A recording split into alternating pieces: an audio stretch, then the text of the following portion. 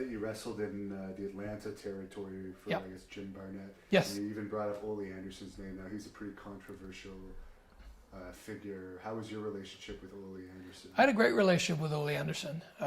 He was the booker when I went to Atlanta. Actually, I'd been approached a couple of times by Jim Barnett back then if I wanted to go to Atlanta. And I didn't really want to leave here. Things were fine. At one point in the mid-'70s, 1976 exactly, Steve Parody had bought over the office. The business was down. He bought the company. So he was going to be the promoter, but one of the conditions was that I worked for him, that I stayed for him.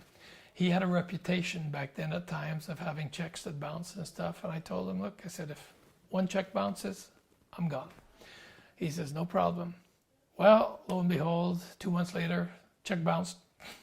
And I said, that's it, I'm not going. He had a show a couple of days later. I had the gate seized. He couldn't get the money. And I said, when you pay me what you owe me, I'll lift the seizure on the gate. So anyways, I got my money. After that, I told him, I said, I'm never working for you again.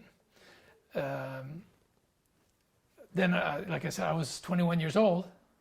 I need to work and I want to wrestle. And so I said, well, maybe it's time to call Atlanta. So I called Jim Barnett. They gave me a starting date 3 weeks later, headed to Atlanta. Ole, hey, I have nothing to say against him. I know some guys don't like him. Some guys have different things about him. Personally, I wrestled Ole probably 50 times.